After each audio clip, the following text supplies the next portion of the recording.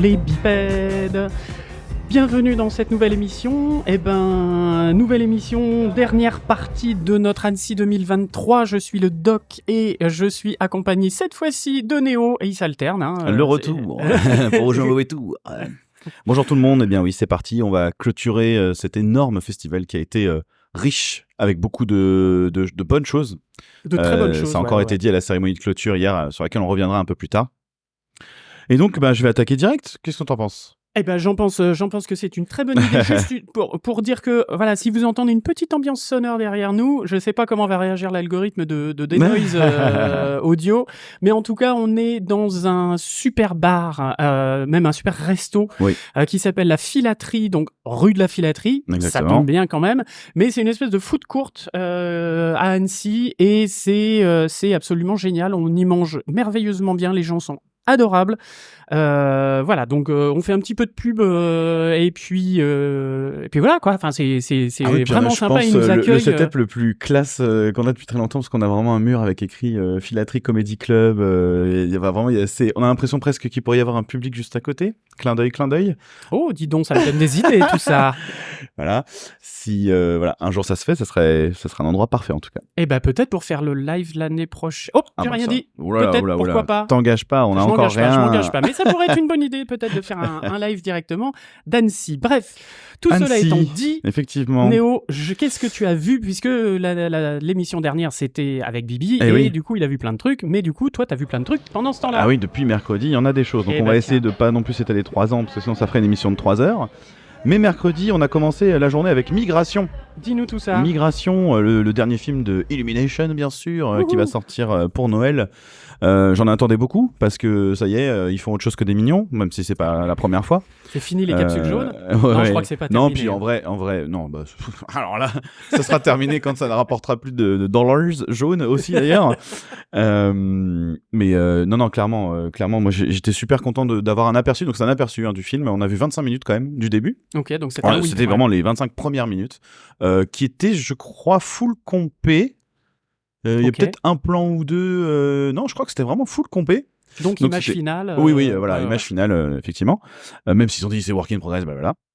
Mais voilà, donc j'ai trouvé, déjà à mon avis, j'ai trouvé ça super frais, avec un humour très différent des Mignons et une image aussi très différente de ce qu'ils ont l'habitude de faire. Là, on vient de se manger Mario dans la tronche, qui était un espèce de condensé de ce que sait faire Illumination, avec beaucoup de sucreries à droite à gauche et de la blagounette un peu partout, de la référence de partout.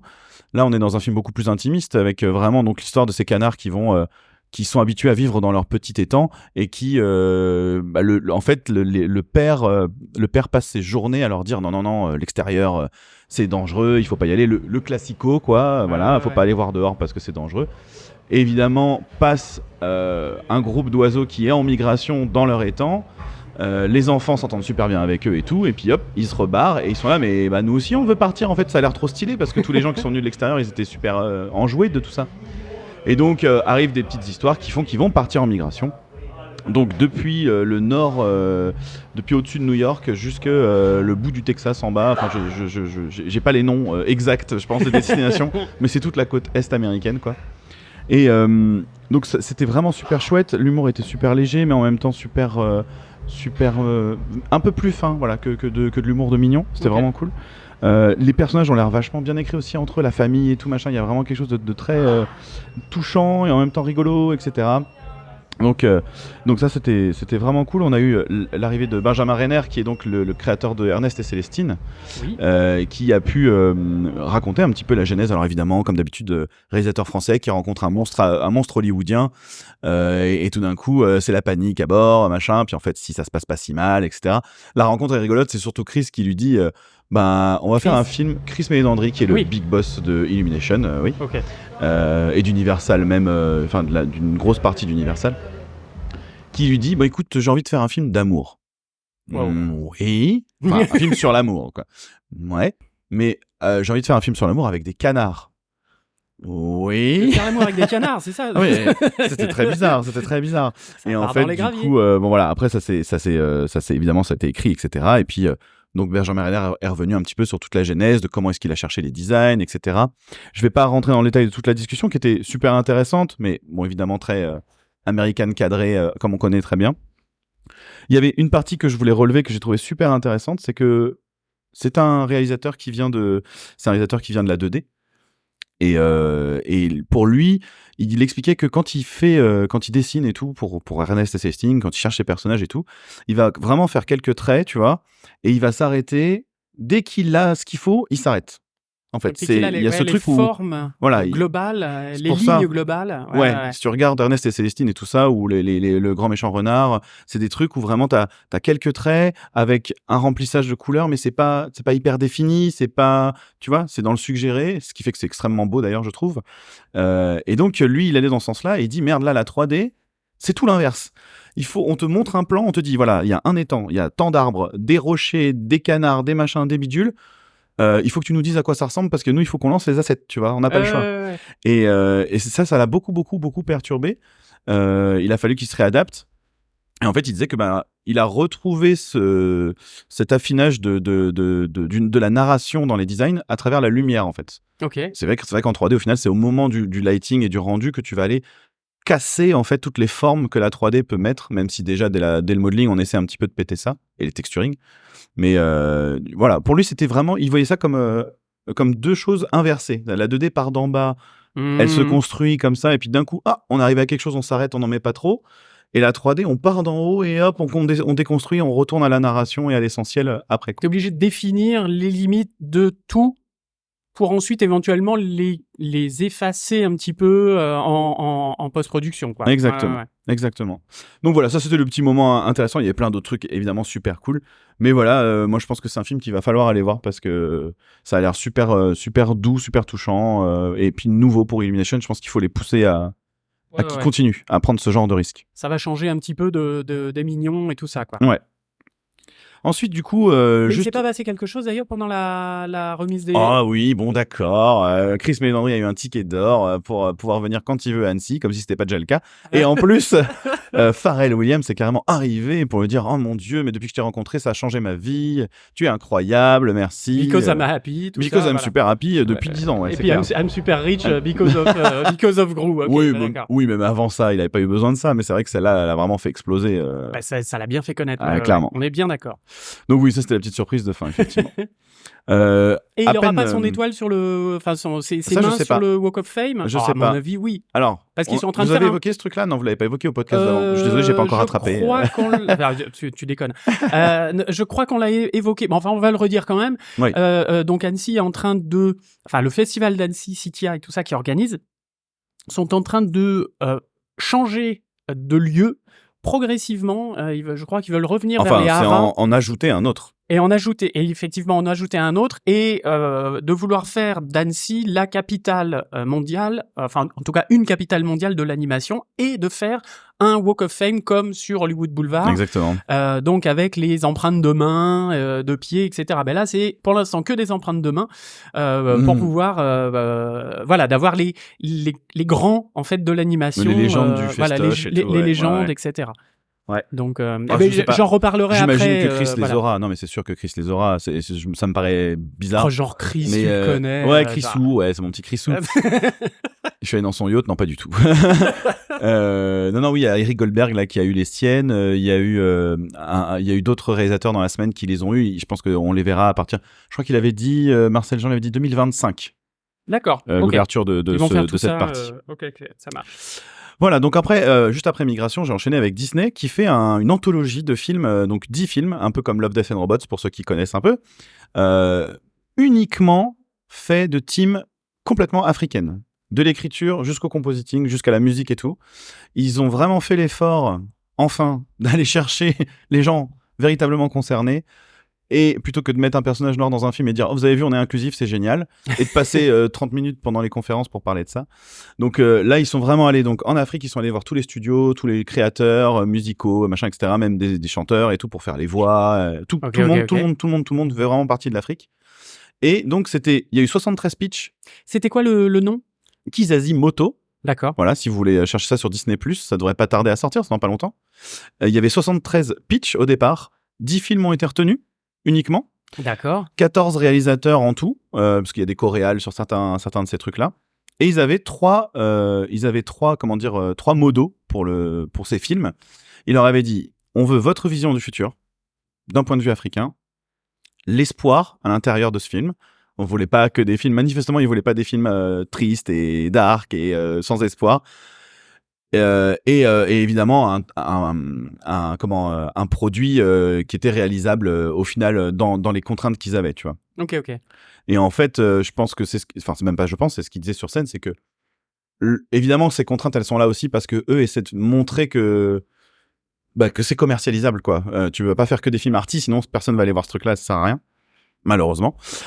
Et du coup, Kizazi Moto, ça vient d'une phrase en Swahili apparemment qui veut dire, alors j'ai pas la phrase complète, impossible de m'en souvenir, mais c'est Kizazi quelque chose Moto qui veut dire la génération of fire, la génération du feu, de l'espoir et machin, etc. Et donc, tout ça. Donc ils nous ont montré un petit extrait des 7 premiers courts-métrages et ils ont montré 3 courts entiers. J'ai trouvé ça super. Il y a vraiment plein de styles très différents, de la 2D, de la 3D. Il y a, je crois, pas de stop motion. Je dis peut-être de la merde, mais je crois qu'il y en a pas. Mais il y a vraiment beaucoup de styles très différents et je pense que ça va vraiment être... J'espère que vous entendez pas les basses parce qu'elles sont vraiment très très puissantes là en ce moment. Mais voilà, c'était super sympa. Je pense que c'est un truc à regarder évidemment si vous avez Disney+. Il y a des talents qui sont en train d'arriver clairement. Après voilà, c'était quand même leur premier film. Il y a des défauts un peu partout, c'est normal. Bien sûr. Mais ce que j'ai retenu, c'est qu'il y avait de la couleur partout. Ah, c'est chouette. Tout le temps. C'était vraiment chouette. Alors après, faut pas que ce soit trop flashy dans ta tronche. Mais en fait, c'est ce que je disais en sortant. On sent qu'ils essaient de montrer qu'ils peuvent faire. Voilà, c'est là où je les trouve un petit peu... Bon... Ça débute, ça veut montrer que ça sait faire, c'est normal, ça va pas leur reprocher, hein, tu vois, ils ont une super opportunité, enfin, Disney c'est pas non plus n'importe qui, quoi. Oui, c'est pas les perdreaux de l'année, oui. Donc voilà, donc ça va être super chouette, je pense, vous allez forcément voir quelque chose de neuf, parce qu'il y a vraiment toute une culture différente, il y a les musiques, la façon les relations entre les personnages et tout, il y a vraiment quelque chose qui... Ouais, t'as vraiment l'impression de voir quelque chose de différent de ce qu'on a l'habitude de voir, c'est vraiment, vraiment cool, vraiment j'ai bien aimé. D'accord. Voilà. Cool. Donc un peu de choses fraîches chez Disney, ouais. ça peut être intéressant. Bon, on en avait parlé un petit peu là avec Bibi à l'émission précédente par rapport au pitch là comment comment venir pitcher son idée à Disney, etc. Voilà, il y avait aussi des choses intéressantes de ce point de vue là. Donc c'est bien. 100 ans finalement, d'un coup ça les secoue un peu. Ou, je sais pas. Peut-être que là il y a aussi à mon avis Spider-Man et ce genre de film qui est en train un peu de leur mettre une petite tatane en disant les gars, il va falloir vous réveiller. Ouais. Parce que bon, donc peut-être que c'est ça, je sais pas. En tout cas, ce qui est cool, c'est que ça va certainement leur permettre de repérer aussi des réalisateurs qui pourront faire des films et tout. Ça peut vraiment être top, quoi. Tant mieux. Dans la journée du mercredi, du coup, je continue comme ça, je finis avec cette journée et on pourra se rejoindre. On pourra se rejoindre sur la suite. J'ai eu la chance d'assister à la masterclass d'Eric Goldberg. Pour ceux qui ne savent pas qui est ce monsieur, c'est un très ancien animateur de Disney, de renom, le génie, plein de trucs dans Fantasia 2000, plein de... Puis là, le problème, c'est que c'est tout. Voilà, ces anciens Disney, ils sont partout, tout le temps. En fait, ils sont toujours en train de mettre leur nez partout pour le bien commun, évidemment. Bien sûr.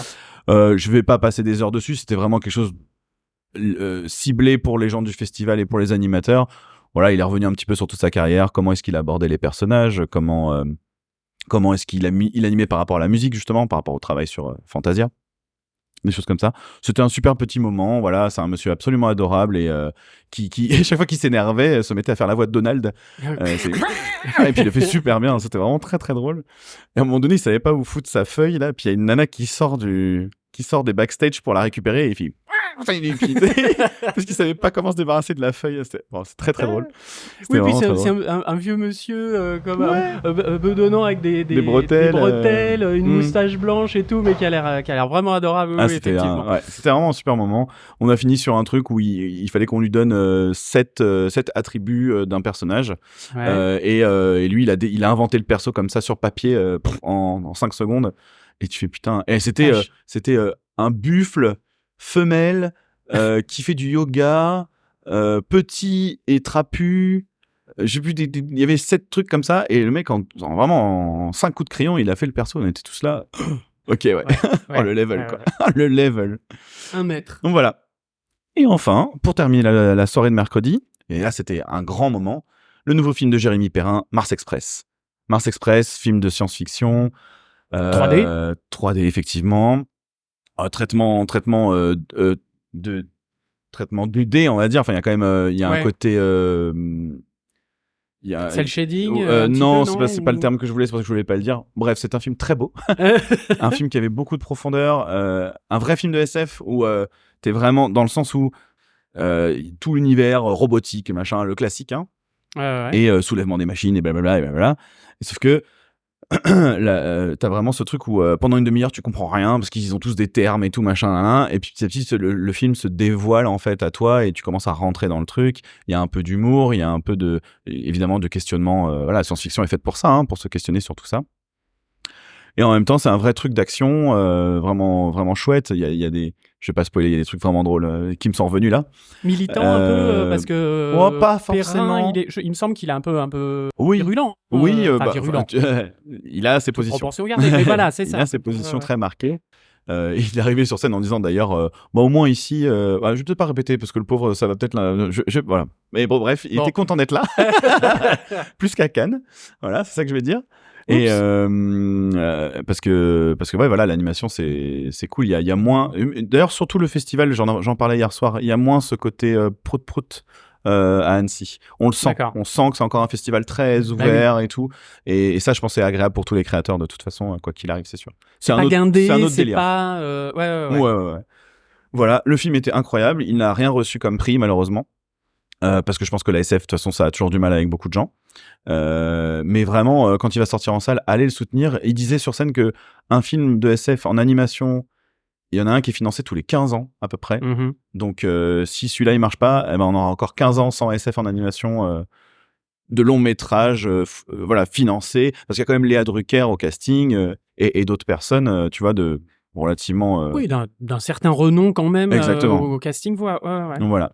Donc super film, vraiment très très bon. En plus, il y a Usul dedans. Moi, j'ai mon petit cœur qui a battu. Ça m'a trop fait rire, même si j'aurais trop aimé qu'il lâche un salaud. Mais il a pas pu. Donc voilà, c'est très drôle. Voilà, je n'ai pas la ref, hein, Oui, personnellement, je mais me doute. trop vieux. Merci. Bon, bah écoute. Voilà, grosse journée très mercredi, du coup, je veux beaucoup de choses de très bonne qualité. Et voilà, après, je suis allé manger. Eh ben, parfait. Eh ben écoute, moi, je suis allé voir. Alors, une de mes marottes, un truc que j'aime beaucoup, moi, c'est l'animation pour adultes.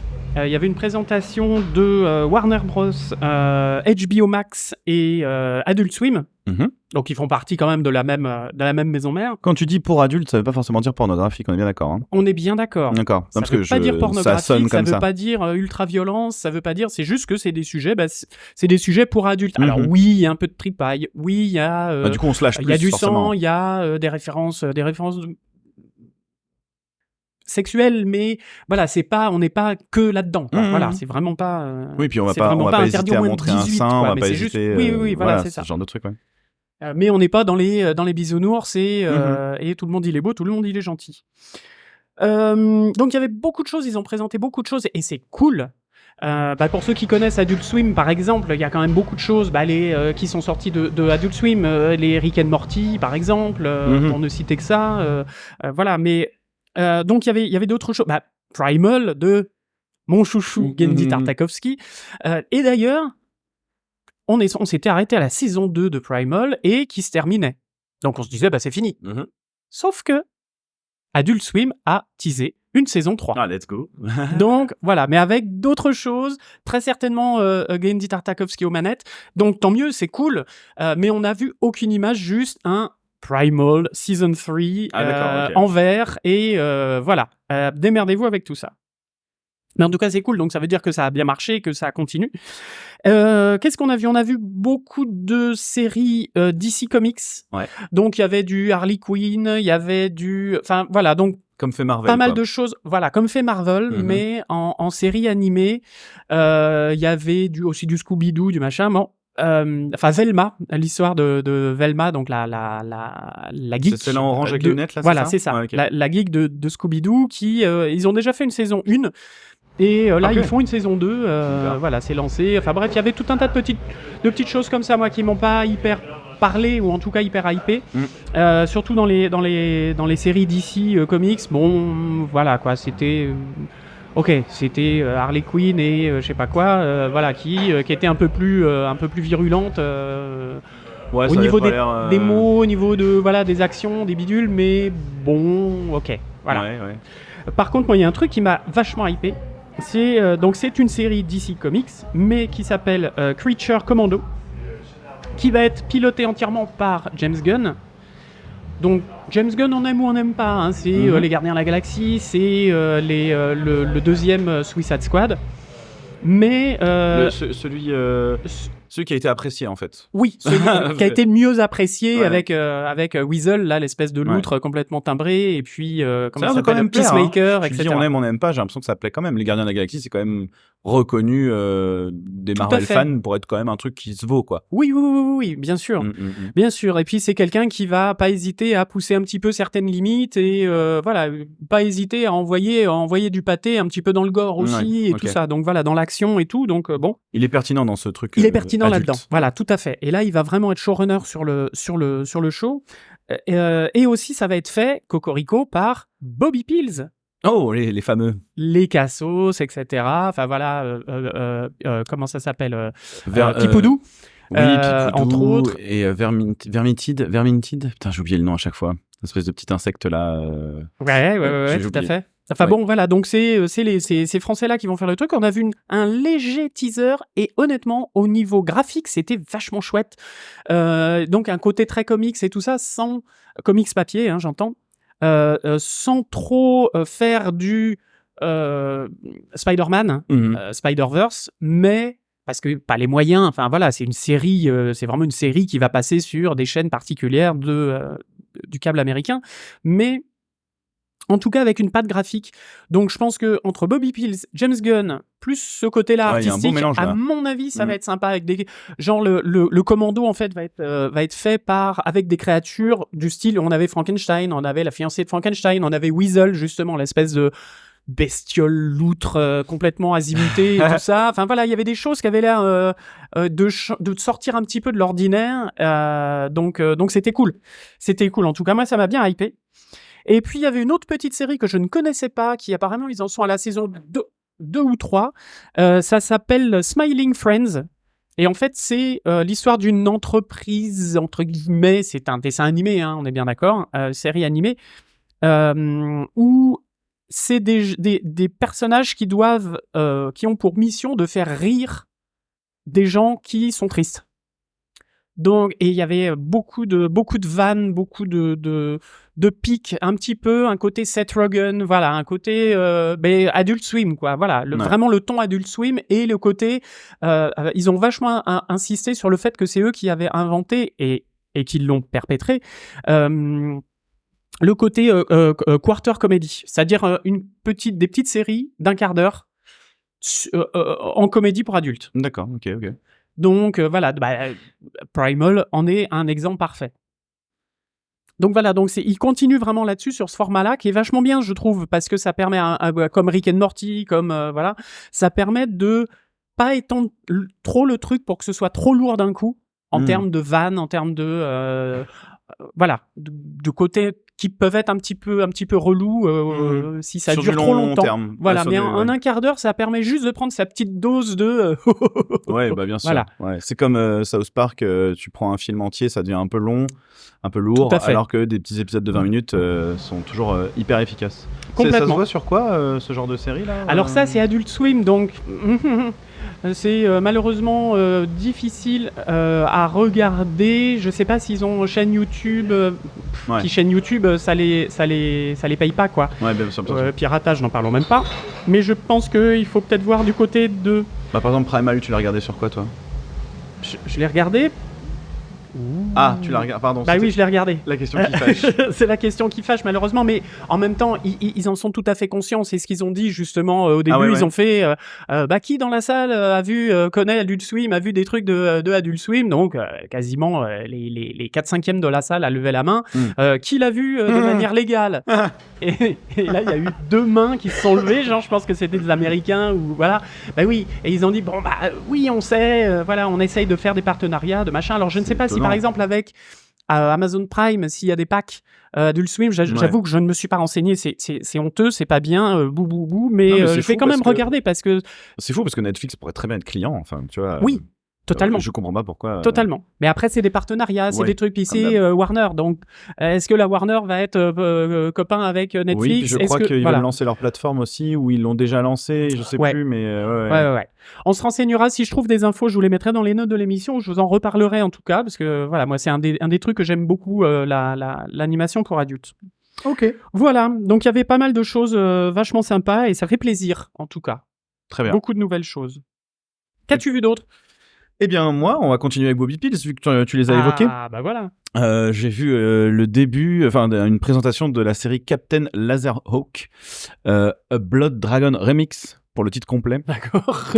Parce que pour la genèse du truc, donc c'est une série qui est faite en partenariat avec Ubisoft, donc Bobby Pills et Ubisoft ensemble. Ubisoft cinéma, série, etc. Hein, c'est vraiment une branche un peu particulière. Et ils sont partis de Far Cry Blood Dragon, je crois que ça s'appelait, un DLC spécifique. Qui était la version un petit peu synthwave. Complètement, à 2 milliards de machin, tout ça. Exactement ça. Ça et King Fury aussi, qui est un court-métrage, moyen-métrage, qui partait un peu pareil dans la vibe qui depuis quelques années est vraiment installée là, de boomer revival, boomer années 90, hein, donc c'est plus vraiment des boomers, mais c'est souvenez-vous des années 90, comment c'était bien regardé. Et justement, ce qui chez Bobby Pills, ce qui eux les faisait un peu chier, c'est que ils en ont un peu marre quand même que ça tourne un peu à la blague, ce truc, tout le temps. Eux, ils prennent ça très au sérieux. C'est une culture dans laquelle ils ont grandi, 80-90, de tous les animés, Goldorak et toute la synthwave, etc., etc. Enfin, tu vois, je donne des exemples comme ça, mais vous voyez de ce dont je parle. Tout à fait. Et que eux, c'est un truc qu'ils kiffent vraiment, quoi. C'est pas un truc où on va juste faire un clin d'œil en disant « Ah, regardez comme c'était rigolo ».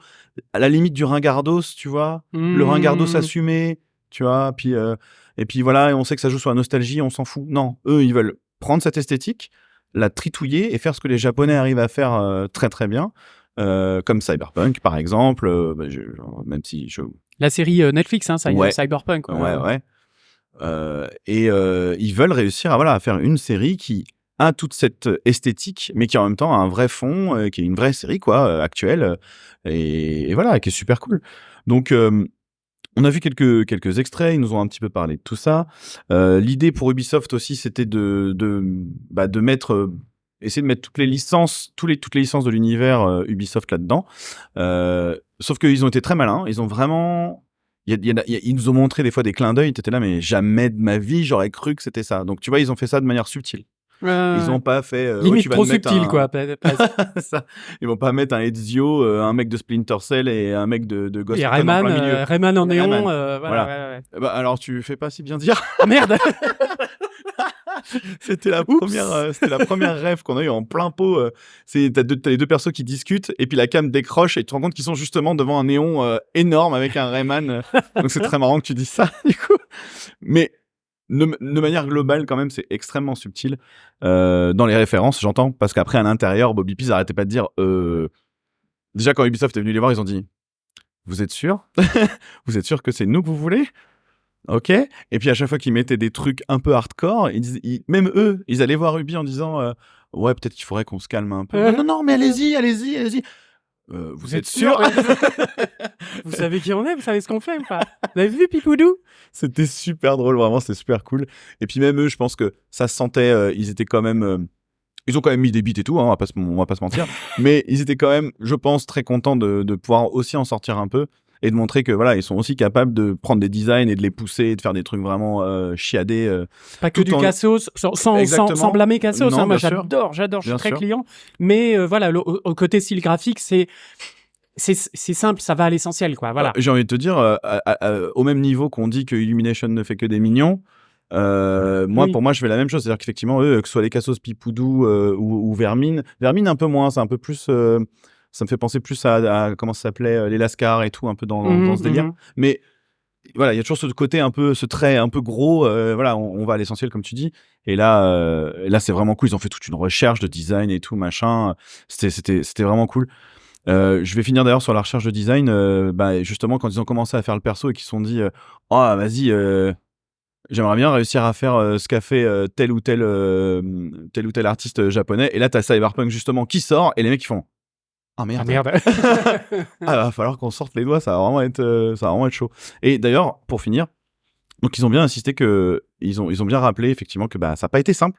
Ça a été compliqué. Il y a la sphère Ubisoft qui vient du jeu vidéo et la sphère Bobby Pills et tout qui vient plutôt de la 2D. Et tout ça, ça n'a pas été simple à mettre en place en termes de prod. D'accord. Voilà, ça n'a pas été de tout repos. Mais voilà, ils arrivent au bout. Ils sont encore en train de le finir. Et vraiment, ça a l'air vraiment original et chouette. Et c'est quoi, grosso modo, l'histoire, alors si t'as un plot à nous... un synopsis Est-ce que je l'ai écrit?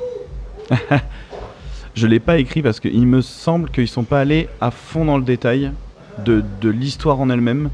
Plus côté design, en fait, histoire de la prod, plus que histoire du... Ouais, il me semble. Parce que là, je suis en train d'essayer de me le rappeler, là, et ça me revient pas. Ok. Ça me revient pas. Bon, c'est pas grave. Merde, je sais plus. Ça a dû me sortir de la tête. En tout cas, c'était vraiment chouette. Captain Laserhawk, A Blood Dragon Remix. Remix parce que justement, ils remixent toutes les licences d'Ubisoft. Okay. Mais au-delà de ça, c'est pas, voilà, ça n'a rien de plus que ça. Voilà. Parfait. On va faire un truc qu'on a fait ensemble. Oui. Voilà. Qu'est-ce qu'on a fait ensemble? On a vu. On est sorti de trucs adultes là. Mais ce qu'on a surtout vu ensemble, voilà, c'est Disney, la présentation du prochain Disney de Noël. Oui. Oula. Wish, qui est Achat et la bonne étoile, je crois en français. Ouais. Qui va être donc. Alors, on est d'accord, c'est l'année des 100 ans. C'est un film vraiment Disney oriented pour les 100 ans. Mm-hmm. C'est joli. Alors, on avait une version whip de beaucoup de séquences. Il y avait même des séquences qui étaient encore en layout, avec les personnages qui n'étaient pas animés et tout. C'était joli visuellement. J'ai trouvé qu'il y avait des choses pour les images qui étaient le plus poussées. En tout cas, il y avait des choses qui étaient intéressantes en côté. Encore une fois, on est encore dans ce truc-là de 2D et demi. C'est-à-dire qu'on a tout fait en 3D, patin coup fin, mais avec un traitement d'image, un traitement des shaders, donc des matériaux, etc. On cherche à ramener de l'aplat, on cherche à ramener du cerné. Voilà, de l'aplat, exactement. Ouais. Pour rappeler le côté Disney, vous savez, la bonne époque des dessins animés 2D, mais en même temps avec de la 3D, parce qu'on a évolué. Enfin voilà, il y avait tout ça. Ouais. Il y avait plein de petits clins d'œil dans ce qu'on a vu aussi à toutes les prods Disney. Enfin, en tout cas, à beaucoup de prods Disney, du Frère des Ours, du Bambi, voilà, il y avait pas mal de choses comme ça. L'histoire, en gros, c'est dans un royaume imaginaire où les gens font des vœux et ces vœux sont mis sous forme sont matérialisés sous forme de bulles physiques avec leurs vœux à l'intérieur et gardés par un magicien qui, à un moment, exauce des vœux une fois tous les machins. C'est lui qui décide, etc. Parce qu'il a ce pouvoir-là, il a le pouvoir de garder les vœux et ensuite de les rendre réels et de les... S'il estime que c'est bénéfique pour exactement. Le monde. Donc, vous imaginez bien que ce mage va être un petit peu le méchant de l'affaire parce que il choisit ce qu'il veut et c'est lui qui a le contrôle. Mais la petite Achat, avec son grand-père qui a un vœu qui est beaucoup plus global, genre il veut le bien de l'humanité, de sa famille, de machin, tout ça, et elle veut que le vœu de son grand-père soit réalisé, et elle va essayer de devenir l'assistante de ce mage. Et elle va s'apercevoir de toutes ces manigances, etc. Voilà. Donc, en tout cas, de ce qu'on a vu de l'histoire, tu m'arrêtes si je dis c'est assez bêtise. Juste. C'est assez juste. On a vu beaucoup de work in progress. Il y avait du layout, il y avait de l'anime, il y avait du compo, il y avait du semi-compo. Donc voilà. Bon, moi, je donne mon avis tout de suite. Ça m'a pas du tout convaincu. Justement, tout ce que tu viens de dire, c'est moi, je m'attendais à un film effectivement témoin de l'époque Disney, et surtout comme ils nous l'ont pitché, c'était un retour à l'histoire de la bonne étoile, en fait, en gros, globalement. ou en tout cas de ce vœu que tu fais, de quelque chose qui, pour moi, est censé être immatériel, en fait. C'est censé être beaucoup plus dans le suggéré. Et je m'attendais à ce qu'il retourne à ça, en fait. À des trucs où, d'un coup, tu reviens dans du sensuel et tu reviens pas dans « Oh, j'ai ton vœu dans une boule, je vais la détruire parce que je ne veux pas que ton vœu soit réalisé. Je suis le méchant. Tu le fais tellement bien. Moi, je suis la gentille et je veux que les vœux soient réalisés. » Et voilà, en fait, très premier degré, ce qui m'agace énormément aujourd'hui dans tous les Disney qui font. Et voilà, et du coup, ben, je suis pas convaincu. J'attends de voir le résultat final quand même. Mais je pensais que vraiment, ils allaient revenir à quelque chose de beaucoup plus seconde lecture, quoi, tu vois. Je comprends. Et là, le setup, ça fait... Enfin, même j'ai presque l'impression de regarder... Alors, ça va être hardcore, ce que je vais dire. Mais Shrek, quoi. C'est tu sais, un château avec un prince dedans. Ah oui, d'accord. Je vois ce que avec tu veux dire. cette texture un peu bizarre, parce qu'en plus, c'est pas beau, quoi. Enfin, je trouve ça vraiment pas beau. Alors, beau, c'est subjectif, mais dans la technique, il y a des décors et tout. J'ai l'impression que c'est des décors un peu de PS1. Alors, comme on a eu beaucoup de whips, je sais Quand pas. même, t'es costaud Si. quand même. Ah non, je suis très sérieux quand je dis ça. C'est dans la façon dont ils font du cerné avec de l'aplat. En fait, à vouloir trop déconstruire, ils ont trop déconstruit, justement. Il y a plus de... Alors que c'est con, il y a des décors qui sont super jolis en plus. Je dis ça, c'est, tu vois, selon les plans, c'est pour ça que j'attends de voir le résultat final. Oui, complètement. Mais ils ont fait de la recherche et tout. Putain, désolé. Il tousse, Je vais boire un petit coup, il s'étouffe. Alors, je reprends du coup. Moi, alors il y a, comme d'habitude, je l'ai dit à la première émission, moi j'ai trouvé qu'il y avait trop de chansons qui ne servaient à rien. Oui, on a parlé de ça aussi, ouais. Bien évidemment, parce que qui ne servaient à rien. Dont on s'en foutait, parce que à un moment, comme dans Moana, tiens, on va enchaîner 2 chansons une pour dire que la petite fille elle est triste mais qu'elle a quand même l'espoir, et après parce qu'il y a quelque chose de complètement incroyable qui arrive juste après, eh bien ça va changer tout, et toute la forêt et les animaux vont se mettre à chanter et à lui expliquer que nous sommes une unité et que il faut prendre soin les uns des autres. Mais du coup, 2 chansons d'un coup, qui avaient-elles vraiment leur intérêt là-dedans? La deuxième, pour moi, avait plus, parce qu'il y avait ce côté, c'est la chanson de l'étoile et de machin, et de on est tous des animaux. Et narrativement, il y avait effectivement quelque chose il se passait quelque chose pendant cette chanson. Je suis d'accord avec toi. S'il y en avait une des deux à garder, je garderais forcément la deuxième, mais la première, le côté émotionnel de « Oh mon Dieu, je suis triste, mais il reste toujours un espoir. » Voilà, le côté Pinocchio, machin bidule. Je pense qu'ils auraient pu... Alors, tu vois, par exemple, si on compare à Pinocchio, il y avait beaucoup moins de chansons dans Pinocchio, et pourtant, toutes les émotions passaient. Et il n'y a pas besoin de ça. Et là, je pense qu'avec un très bon storytelling, des bons angles de caméra, de l'acting, du machin, je pense qu'effectivement, ils auraient pu sucrer cette chanson. Mais bon, il faut faire des ventes, il faut vendre des produits dérivés et des disques. Donc, on bourre, faut qu'on arrive à 18 et 20 chansons, quoi. Je trouve que tu rejoins, en fait, en disant ça, ce que je disais tout à l'heure, c'est que même dans les chansons, c'est devenu premier degré. C'est devenu de la comédie musicale, ce qui n'était pas vraiment le cas. On t'explique les émotions au lieu de te les montrer. Moi, c'est ça qui me... Oui, puis on te montre en fait un truc, et après on va te refaire en chanson derrière l'état d'esprit de la personne, alors qu'en fait tu viens de le vivre déjà. Moi, c'est ce que j'aime pas dans la comédie musicale, c'est cette redite, tu vois. Et c'est ce que j'aimais dans les anciens Disney, c'était tout d'un coup t'as... Je sais pas, tu as le plan de Scar ou Simba qui veut être roi et machin, et là, là, ça part en couille parce que t'es dans son délire et tu rentres dans le perso et tout. Là, bon, ouais, c'est juste une meuf qui est en train de chialer parce que elle peut pas faire son vœu ou je sais pas quoi. Bon, je suis un peu sévère, mais moi, alors ce qu'ils ont dit, c'est qu'ils étaient à 50% du projet. Oui. Il reste 5 mois pour le sortir. Je peux t'assurer qu'ils sont en train de crever là-haut. C'est pour le 29 novembre, normalement. Ouais. Voilà. Donc, à mon avis, je pense que ce qui s'est passé, c'est qu'ils devaient pas vraiment savoir au départ ce qu'ils voulaient écrire. Il y a eu beaucoup de réécriture. La preuve, ce qu'on a vu, c'était vraiment des séquences où t'as un plan en compo, puis d'un coup t'as un plan en layout, et puis d'un coup t'as un plan en compo. C'est le truc typique du projet qui est pas écrit très convenablement, et qui du coup est hyper work in progress. Encore 5 mois avant la fin. Donc je pense que maintenant ils sont un peu coincés parce que c'est quand même le film des 100 ans. Ils sont obligés de faire un truc grandiose.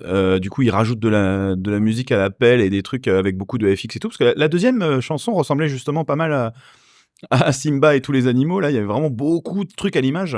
Il y avait de ça, il y avait du Blanche-Neige quand elle se réveille chez les nains et qu'elle fait la vaisselle et la cuisine Tiens donc.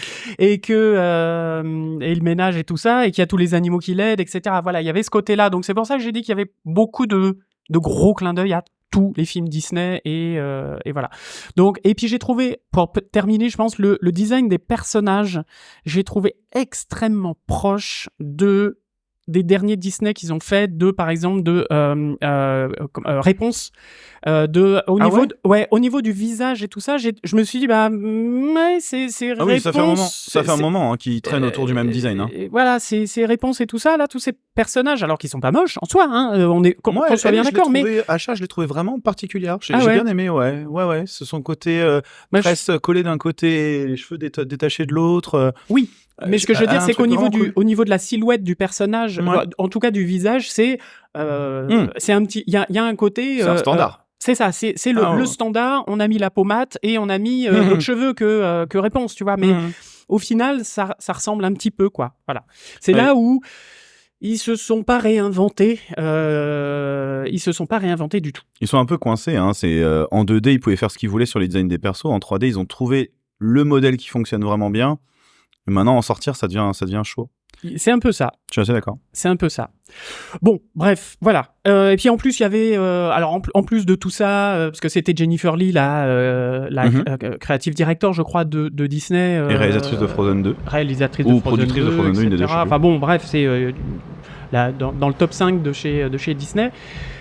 Qui nous a présenté tout ça, alors très gentiment, très presque, enfin j'avais l'impression que c'était vraiment sincère, enfin en tout cas que voilà, qu'il y avait vraiment de la sincérité. T'as deux doigts de chialer sur scène et tout, donc non, il y avait beaucoup d'émotions, vraiment beaucoup d'émotions à cette séance, et puis on a re-eu, nous, on a été avantagés, puisque nous l'avions déjà vu à la cérémonie d'ouverture, mais il y a re-eu le film des 100 ans, qui retraçait, voilà, je ne refais pas tout le pitch, mais Once Upon a Studio, je ne sais pas comment et quand on va pouvoir le voir, ce truc-là, parce que... il sera projeté avec Wish. Il sera projeté avec Wish. Voilà.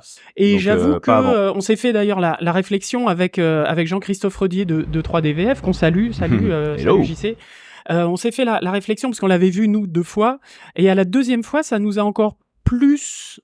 transporté, et on a encore eu plus les larmes aux yeux en voyant ce petit court-métrage. Alors je sais pas toi, je pense que je me suis laissé plus emporter en fait. La première fois j'étais un peu en mode analytique, tu vois, et essayer de voir tous les persos et tout. La 2e fois je me suis laissé porter par le truc, effectivement à la fin j'étais là, oh, les enfoirés. Ouais, vraiment, c'est vrai. C'est un puis tout un tas de petits courts-métrages aussi, sur des il y avait Monsieur Sherman là, qui a fait beaucoup de musique pour notamment la musique de Pinocchio, et qui jouait ça à Walt Disney sur le piano dans le bureau de Walt Disney, machin et tout, c'était super intéressant. Et puis pareil, alors il y avait peut-être un petit côté démago, machin, regardez comme on fait pleurer, mais en même temps j'avais vraiment l'impression que c'était sincère. Pourtant moi je suis pas un Disney fan, hein, qu'on soit bien clair là-dessus. J'aime bien Disney, mais enfin c'est pas non plus, voilà, je fais pas ma prière à Disney tous les soirs. Mais ça m'a touché. Vraiment. Ils sont devenus clichés parce que ils sont devenus, enfin ça fait 100 ans qu'ils sont là et qu'ils ont fait les plus gros films en fait. Ils sont devenus clichés d'eux-mêmes en fait. Oui. Mais ça n'empêche que je pense qu'il y a un vrai fond de vérité. Ouais, complètement. Complètement. Donc voilà, c'était très bien. C'était chouette quand même. Dans les trucs moins chouettes, comme ça je les évacue vite fait. Évacue-moi. J'ai eu la chance de voir les premières images aussi de Troll 3, les Trolls 3. De DreamWorks du coup. Oui, ils ont décidé d'en faire un 3e. Ouh là là. J'ai vu la bande-annonce. Il paraît que les films sont pas ignobles pour autant, mais moi ça me parle pas du tout. Alors juste pour l'anecdote, c'était vraiment la séance où je me suis senti le plus boomer de toute ma vie. C'était vraiment, à chaque fois qu'il montrait un personnage, il montrait la doubleuse à côté ou le doubleur, et c'était un chanteur très connu, et tout le monde était là. Mais pas de toi. Waouh. Et moi j'ai fait, ok, d'accord, je sais pas qui c'est. Voilà, on va aller voir c'est sur comme ça Google. qu'on sent vieux, mon petit Néo. Voilà. Donc là j'ai compris. Et donc voilà, juste pour pitcher rapidement, Trolls 3, le personnage principal en fait, quand il était plus jeune, il faisait partie d'un boys band, façon alliage et tout le bazar. Le boys band s'est éclaté évidemment parce qu'ils se sont embrouillés comme d'habitude. Et dans leur monde actuel, il y a des nouvelles stars plutôt façon Lady Gaga, etc. qui arrivent, qui kidnappent les trolls qui étaient boys band à l'époque et qui se servent de leur pouvoir pour chanter. Et donc, le personnage principal va se mettre en quête d'aller les sauver. Pour sauver l'humanité, évidemment. Bah oui, sinon c'est pas drôle. Sinon, bon, hein. Voilà. Heureusement, j'espère que les To Be Free vont nous Il y aider. a certainement une apparition de Philippe. non, je crois qu'en plus, malheureusement, Oui, je c'est crois qu'il celui est qui est mort. décédé. Bon, on n'a rien dit. F dans le chat. Non, voilà. Bon, c'était très pas marrant. Très pas marrant. L'anime était ok. Je comprends pas pourquoi les designs sont vraiment ouf à la façon Yellow Submarine par exemple des Beatles et tout là, tu vois, très coloré avec des formes très rondes un peu partout et tout. Mais je ne sais pas pourquoi ils arrivent pas à intégrer ça dans leur film. Tu vois le film, il est lisse as fuck et as f pardon. Et voilà. Bon, bref, c'est très bien animé, c'est relativement joli. Mais c'est le troisième opus d'un truc dont tout le monde se fiche un peu en vrai. Oh non, peut-être que tout le monde s'en fiche pas, mais tu sens qu'il tire un peu sur la corde pour faire marcher la machine à cash, quoi. Ouais. Et enfin derrière, on va se faire griller par DreamWorks. Mais non, parce que derrière on va parler d'un autre film qui m'a beaucoup plus plu. C'est vrai. Derrière, juste après ça, je suis allé voir Disney, un documentaire, avec toutes les personnes de Disney justement, les anciens, qui raconte. Ça s'appelle Pencils versus Pixels et ça raconte ce passage de la 2D à la 3D. Quand est-ce que la 3D a commencé, même pas la 3D, la technique déjà de base, la technologie a commencé à s'introduire chez Disney et ensuite comment la 3D est venue mettre un coup dans l'animation 2D et a fait que tout s'est un petit peu arrêté. Donc grosso modo, pour replacer historiquement, c'est un peu les années 90 quoi. Oui. Et puis ils reviennent vraiment dans le docu. Le docu est sympa. Il est ultra Disney orienté, c'est juste ça qui m'énerve. Mais il est vraiment sympa et il revient sur le tout début de Disney jusqu'à pour vraiment montrer justement, redonner des lettres de noblesse en fait à la 2D globalement. Et arrive à ce moment où la 3D arrive avec Toy Story, etc. Qui vient du coup que en fait que Disney eux-mêmes, même s'ils osent pas l'avouer dans le documentaire, ont décidé d'arrêter la 2D quoi et de tous aller vers la 3D. Allez, c'est par là qu'on y va les gars. Et donc maintenant ils reviennent en pleurnichant en disant non mais vous avez vu quand même la 2D c'était cool hein. Bah oui c'était cool effectivement. Alors par contre ça vendait pas, bon voilà. Mais donc ce qui a un peu énervé quand même pas mal de gens, c'est que les gars c'est vous qui avez décidé d'arrêter ça. Donc venez pas nous la jouer, on était nobles, aujourd'hui on s'est fait bouffer par la 3D et en plus je trouve que c'est légèrement déplacé parce que t'as un peu l'impression qu'ils attaquent Pixar, tu sais. Ouais. Un peu en side, tu vois. Donc je sais pas, il y a un truc un peu étrange. C'est très beau quand tu le regardes comme ça de loin, mais quand t'es un peu critique, tu dis ouais les gars, vous abusez. Surtout que ils arrêtent pas de dire oui non mais de toute façon la 2D est morte, elle n'existe plus, etc. pendant toute cette période. Et vous êtes fous quoi. Oui, il y a une autre partie du monde aussi qui existe en fait en vrai. Juste, je sais que vous l'avez nucléarisé, mais il est pas mort pour autant. Hein, donc Miyazaki, on parle du Japon, Akira, Tezuka, tout ça. Enfin, il y en a eu de l'anime 2D. Et je vais dire même, c'est les seuls qui ont continué à fond là-dedans pendant toutes ces années-là, depuis que la 3D a envahi le monde.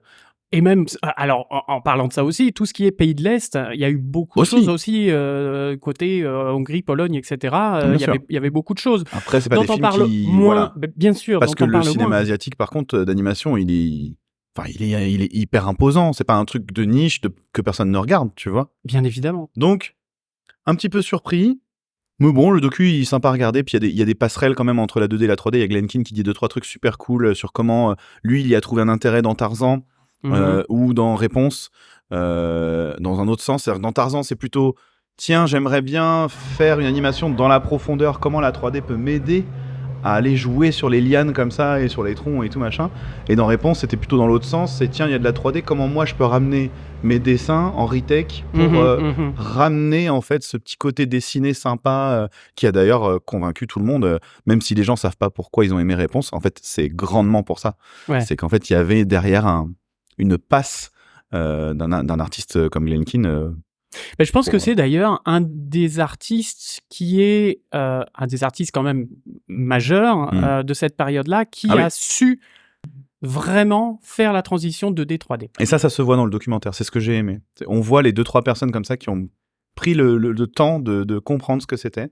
Ouais. Et en même temps tu comprends aussi les gens qui ont vraiment été mis sur le carreau du jour au lendemain parce que c'est bon, votre art ça vend plus, on s'en fout les gars. Et ça, j'avoue, tu rentres forcément en empathie avec ça quoi. C'était vraiment dur, même s'ils l'ont un peu provoqué. Voilà, à toi.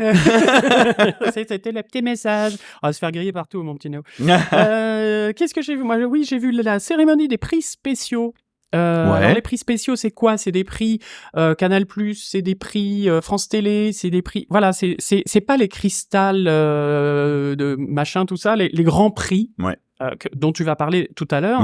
Mais là, c'était certains prix spéciaux par exemple, ça récompensait une expérience VR. AR, enfin XR comme on dit. Il y avait aussi des courts-métrages particuliers. Il y avait un prix de la ville d'Annecy aussi. Un prix de la ville d'Annecy, exactement. J'ai l'impression que c'est des prix, on a envie d'en faire un, hop, on met dans les prix spéciaux. Oui, ça fait des prix, mais en même temps, voilà.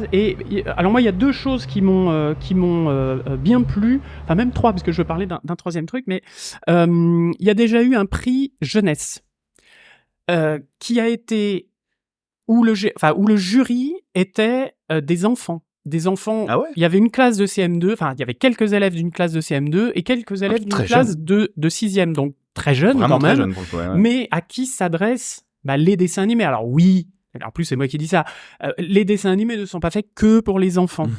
Voilà, on est bien d'accord, mais majoritairement, quand même, il y en a beaucoup pour les enfants, qu'on soit bien d'accord. On peut quand même pas nier ça. Il y a le côté dessin animé imaginaire, je vous la refais pas.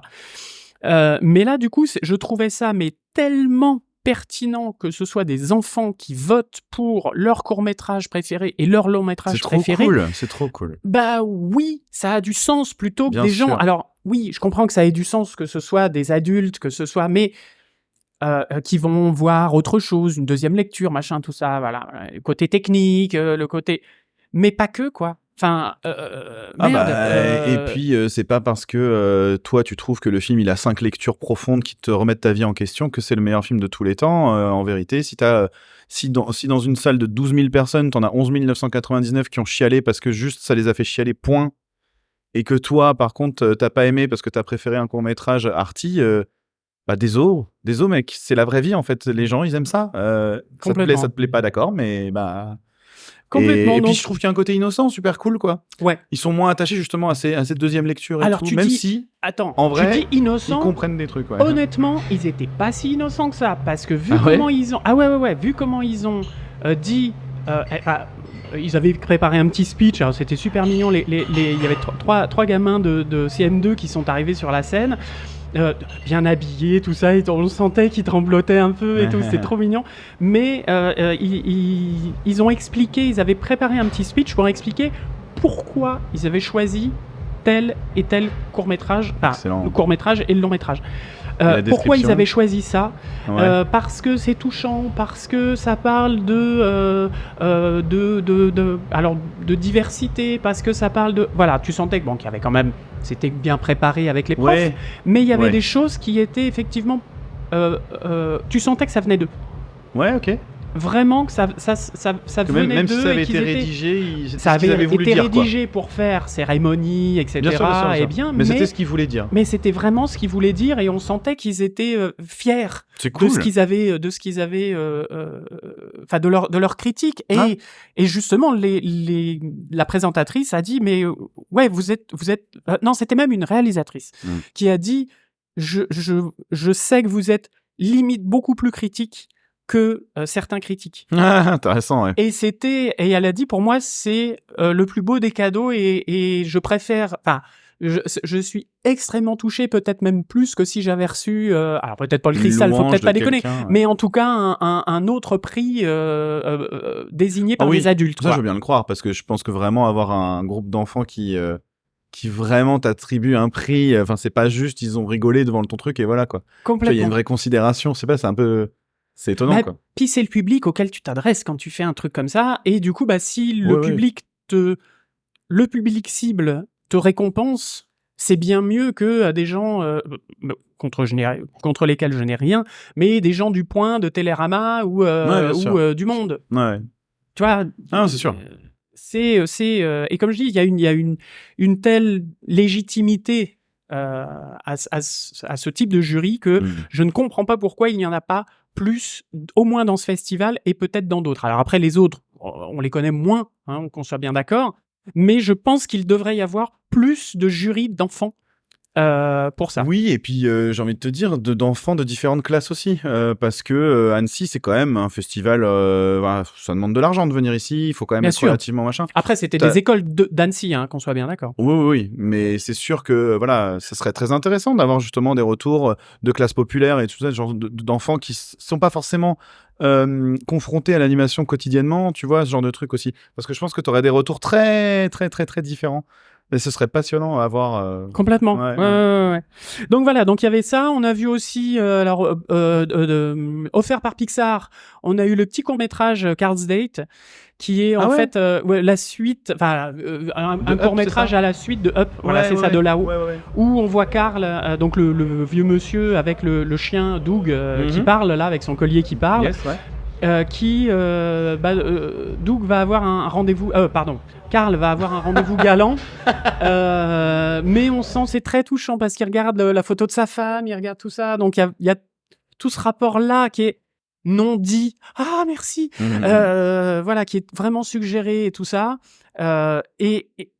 et Doug qui va l'aider, le chien qui va lui dire non, faut que tu lui apportes un cadeau et tout. Enfin, je vous le dévoile pas trop parce que c'est vraiment super mignon.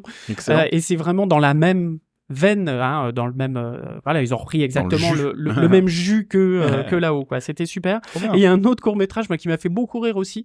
C'est. Alors, qui était en plus dans le thème mexicain. C'est. J'ai plus le nom. Veggie quelque chose. C'était en fait un western, une espèce de western, mais donc en 3D, avec tout était fait avec des légumes. Ouais, bah oui, d'où le nom. Donc des légumes en 3D, bien évidemment, mais genre le cheval c'était un radis blanc, etc. Enfin voilà, il y avait plein de trucs. Le héros, enfin un des héros, c'était une pomme de terre. Il y avait la princesse à sauver, c'était un avocat, etc. Et ils se fight et tout ça, ils se shoot jusqu'à ce que la princesse, enfin la fille à sauver, tombe du haut d'un balcon, donc en avocat, elle s'écrase sur un citron qui était là, qui n'avait rien demandé à personne, et d'un coup il y a boum la recette du guacamole. Et ensuite il y a un autre gars qui tombe, qui tue le méchant et qui se jette par-dessus le balcon sur voilà, ça tombe sur tout ça justement, et qui fait le guacamole, et puis c'est avec la recette, etc. Donc c'était très très drôle comme ça. Voilà, c'était un petit court-métrage, mais hyper nerveux en plus. C'était pendant la cérémonie des prix spéciaux. C'est ça. C'était pour faire une petite pause entre chaque prix ou entre chaque fois. Ils ont fait la même à la cérémonie de clôture, effectivement. Ouais. Donc voilà, ça c'était pour la cérémonie des prix spéciaux. Très bien. On a eu aussi le barbecue Disney, on y est allé parce qu'on a été invités, et on les remercie quand même, et qui était sympa. Oui, alors effectivement, moi je suis pas resté très longtemps parce que quand j'ai vu la queue pour la nourriture, j'étais là, bon, il y avait la queue pour la bouffe. Et puis voilà, Annecy, c'est souvent le moment aussi où on rencontre un peu tout le monde du milieu, et je commence à avoir beaucoup de gens en fait à voir quand je vais à Annecy. C'est un peu compliqué. Là. Non, mais pas forcément pour ça, mais c'est que j'ai commencé à faire pas mal de boîtes, c'est juste ça. Je suis pas connu, pas du tout, on s'en bat les couilles. C'est juste que je commence à avoir pas mal de gens. Et du coup, ce soir-là, c'est le seul soir où je pouvais aller voir une certaine partie de ces gens. Donc j'ai dit, bon, ok, je viens boire un petit coup, je rencontre 2-3 personnes, et puis hop, ça dégage, parce que voilà. Mais toi, tu y es resté longtemps. Ah ben j'y suis resté quasiment jusqu'à ce que ça ferme. Je suis un pilier de bar, moi, vous savez. Mais non, mais c'était très sympa. Voilà, bref, voilà, c'était le petit barbecue. Oui, ça vaut le coup d'y aller une fois. Le gros, le barbecue Disney. Voilà, on a pu discuter avec plein de gens, donc peut-être faire des émissions, des trucs. Voilà, ça permet de faire du réseautage aussi. Oui, en fait, c'est ça ce que j'allais dire, c'est que je sais qu'il y a beaucoup d'étudiants qui rêvent d'y aller. J'ai pas l'impression que ce soit un lieu pour les étudiants vraiment, en vrai. Non. C'est pas un lieu pour les étudiants dans le sens où tu vas pas déposer ton CV, quoi. Mais c'est quand quand tu es dedans, ça te permet de rencontrer peut-être de manière plus calme des gens comme Christophe Serrand, des gens comme on a revu Diane et Jean-Jacques Launier du musée des Arts Ludiques, qu'on salue, bon courage pour vos travaux, parce que ça traîne un peu en longueur, ils en peuvent plus, ils trépignent d'impatience. D'ailleurs ils font une expo, je place ça comme ça, ils vont faire une expo à Landerneau en Bretagne sur John Howe, qui est un des dessinateurs phares avec Alan Lee de tout l'univers de Tolkien. Ok. Ah oui. Donc, et je crois que ça dure pendant quelques temps. Donc, renseignez-vous. L'expo va commencer là dans quelques semaines et va durer quelques mois, si je dis pas de bêtises. Donc voilà, ils trouvent des lieux entre-temps. Donc si vous aimez ce genre de trucs, bah, cet été, faites-vous une petite virée en Bretagne, à Landerneau. Notre commune C'est bretonne. sympa, il y a Brest à côté. Voilà, Les la côte BZH. voilà, la côte nord est jolie aussi. Donc voilà. Oui, donc voilà, tout ça pour dire que c'est effectivement pour réseauter. Donc si t'es un étudiant et que t'es à l'aise avec ça, pourquoi pas. Mais en vrai, il n'y a pas de goodies, tu vois pas grand-chose en termes de visuel, il n'y a pas d'expo, il n'y a pas d'image de Disney, il y a pas, c'est vraiment, ça picole, ça boit et ça déconne et ça parle entre professionnels, quoi. Ouais, complètement. Donc, bon. Complètement. Voilà, c'était la petite partie barbecue. public voici. VIP. Voilà. Oui, c'était cool. On l'a eu. Voilà, on a été un petit peu upgradé cette année. C'est pour ça qu'on a accès aux cérémonies et à ça, c'est vraiment sympa, c'est vrai. J'ai vu aussi. Alors moi, c'était hier matin où j'ai vu un film. Je vous en avais parlé déjà dans la première émission. Oui, si je dis pas de bêtises, c'est ça. C'était à la première émission où j'avais vu Nezumi. Je vais y arriver. À tes souhaits. Nezumikozo Jirokichi. Très bien. Quasiment du premier coup. Qui est un court-métrage de Rintaro. Okay. Donc Rintaro qui a travaillé beaucoup avec Leiji Matsumoto, le papa d'Albator, et qui a réalisé Galaxy Express. Et c'est là que j'en avais parlé de Rintaro, parce que c'est lui qui a réalisé en tout cas le premier film Galaxy Express 1999. Et qui a fait Metropolis, Metropolis, pas celui de Friesland, bien évidemment, mais en tout cas le remix, en tout cas, j'ai plus les mots. Le remake, voilà, ouais. Merci. Oh là, putain. c'est dur, hein, on est dimanche matin, mais on a toute la semaine dans les pattes. Ouais. Donc le remake en Japanimation, qui avait fait Astro le petit robot, etc. Enfin, pas mal de choses, et c'est un grand de l'animation japonaise. Ouais. Et ce monsieur a quand même 82 ans. Il se porte comme un charme. J'aimerais énormément être comme ça à 82 ans, parce qu'il a quand même, il a pas de canne, il se balade quand même, il dit oh mais je marche lentement, je l'ai vu marcher honnêtement, ça va, ça marche quand même, hein. Donc voilà, donc il y avait ce court-métrage, il est revenu au court-métrage, il avait dit j'ai jamais fait de court-métrage et je voulais vraiment en faire un. Et là c'est un court-métrage sur un réalisateur japonais qui n'a fait que quelques films, mais qui ont quand même marqué leur époque, et surtout au Japon, et culturellement il est très important, ce monsieur, qui a fait des films sur des yakuza, samouraïs, etc., avec des émotions. C'est-à-dire ce n'étaient pas des yakuza et samouraïs qui étaient très froids et qui ne montraient absolument jamais leurs émotions. Là, on était vraiment dans les émotions dans ces films. Et donc là, en fait, il montre ce type-là qui est en train de réaliser un film. Et on voit l'histoire du film, donc alors, ça raconte l'histoire, le film de ce réalisateur-là raconte l'histoire j'ai envie de dire d'une espèce de Ronin, Ronin, je sais pas comment on peut dire, voilà. Donc un samouraï un petit peu mercenaire, qui donc s'appelle Nezumikozo Jirokichi, qui est une espèce de Robin des Bois japonais. Grosso modo, c'est ça, c'est-à-dire que il pique aux riches ou en tout cas à la mafia pour redonner aux pauvres. D'accord. Et au Japon, c'est vraiment presque comme nous, Robin des Bois, quoi. Voilà, c'est vraiment un personnage hyper important dans leur culture. Et donc on voit tout ça. Et au niveau graphique, donc c'était de la 2D. Et c'était surtout en noir et blanc, pas tout à fait en noir et blanc, mais en bleu et noir. Ok.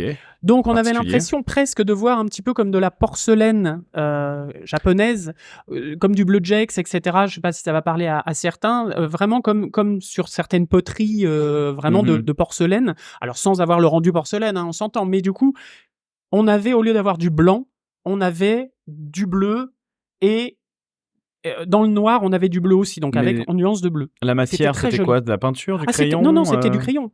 C'était vraiment du crayon. Du stylo ou du crayon, vraiment? Non, comme un dessin animé, comme un Japanimé, quoi. D'accord. Vraiment ça, quoi. Ok. Mais, et avec une esthétique presque d'estampes japonaises, enfin, il y avait vraiment des choses graphiquement qui étaient très, très chouettes. du mal un petit peu à rentrer dans l'univers, surtout si moi je connaissais absolument pas le personnage, qui se faisait appeler le rat d'ailleurs, parce qu'il s'infiltrait partout, etc. Vraiment Robin des Bois, quoi. Enfin, vraiment, ayez cette image-là.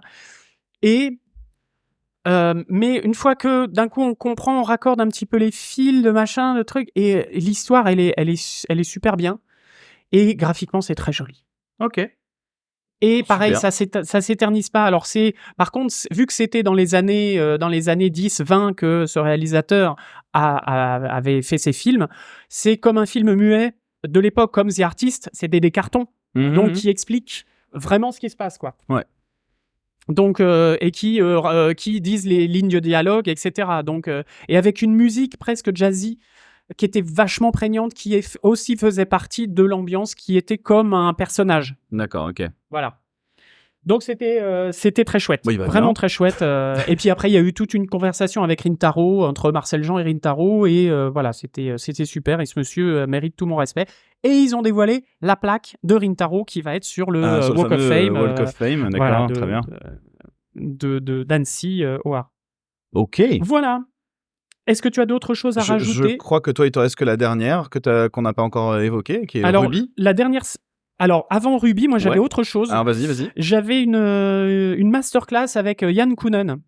Qui est ce monsieur? Parce que Mais tu me l'as dit, mais je ne savais pas qui c'était. Et oui, Yann Kounen, c'est un réalisateur français qui a fait, par exemple, 99 francs, qui a fait Blueberry, qui avait fait aussi Doberman, entre Donc, autres. pas de l'animation. Donc, pas de l'animation, mais il a fait des études, c'est ce qu'il expliquait justement, il a fait des études de dessin, il voulait faire de la BD. Il a toujours intégré un petit peu l'animation dans ses films, notamment, il travaille toujours avec MacGuff, pas avec Illumination, hein, Ouais. avec MacGuff, qui lui ont fait toujours ces séquences de 3D, de cartoon, par exemple dans 99 francs, d'ailleurs il nous montrait l'extrait, il y avait toute cette séquence où ils sont en voiture, je sais plus où c'est, à Palm Beach ou je sais pas quoi, et où ils prennent un acide, et où ils partent complètement en vrille. Ouais. Voilà, c'était, et j'avoue que ça faisait un petit peu d'écho avec certaines choses qui se sont passées, enfin certains événements d'actualité qui se sont passés avec un certain comique, Pierre Palmade. Ouais. Et j'avoue que ça m'a fait un putain d'écho. J'ai pris un coup de batte comme ça, là. J'ai fait, ouais, la vache. Ah ouais, donc c'est en gros ce qui s'est passé, en fait, dans le truc de Palmade, quoi, dans l'histoire de Palmade. Donc c'est malheureux, hein, mais voilà. Enfin, Ouais. Bon, bref. Mais en tout cas, voilà, il y avait toute une séquence comme ça qui était dessinée et animée dans ce film, et qui a été fait par MacGuff, etc. Donc, il a expliqué vraiment son rapport avec l'animation, et que il voyait toujours, alors le dessin, la BD, mais aussi l'animation, mais qu'il n'était jamais rentré complètement dedans.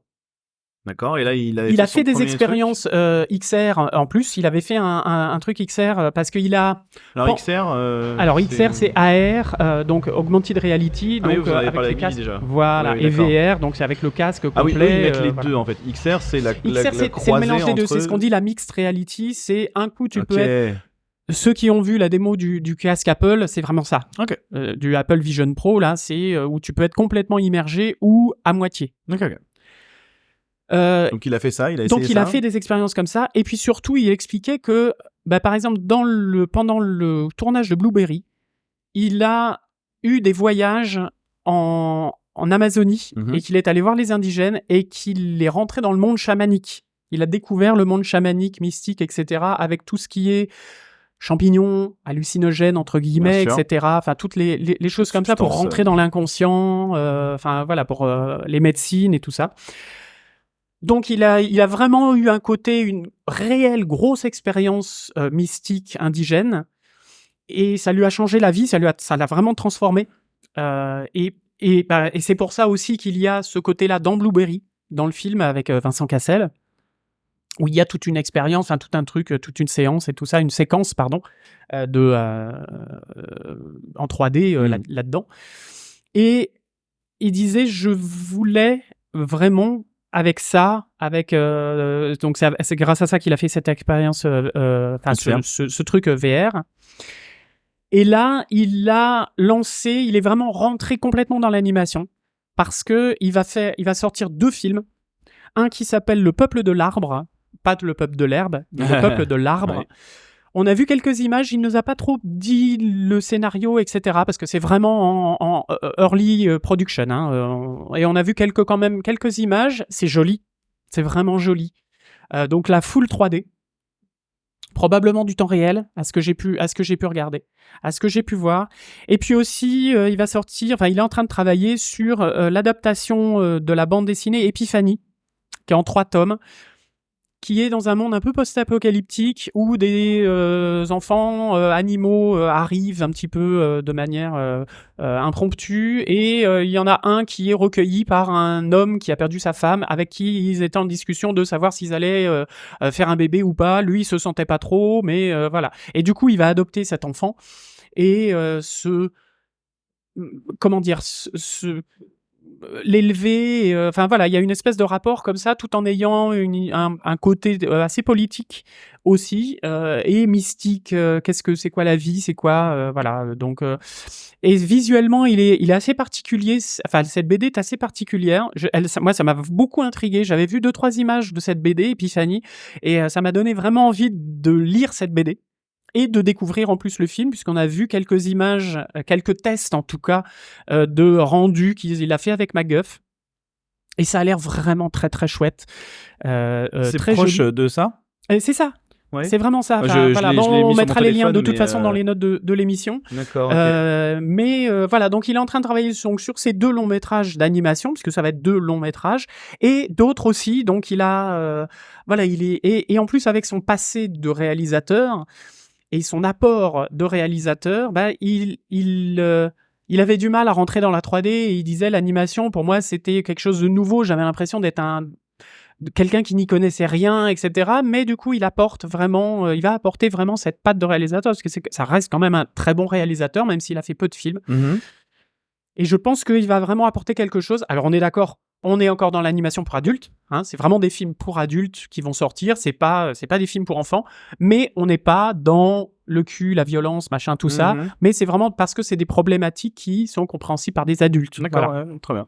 Ça a l'air spécifique dans le style, oui, quand même. Ouais, tout à fait dans le trait.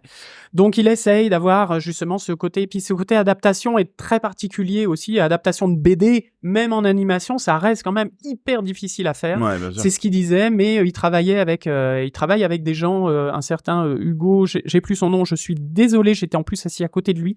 Je l'ai félicité parce qu'on a vu les prévises, enfin les storyboards animés, et c'était vraiment chouette. Au niveau des storyboards animés, on sentait qu'il y avait une réelle recherche graphique, une réelle recherche de cadrage. Moi qui fais du layout, ça m'a beaucoup touché de voir justement à quel point ils essayaient, même dans les premiers tests de storyboard et d'animatique, de trouver des cadrages, de trouver des angles de vue et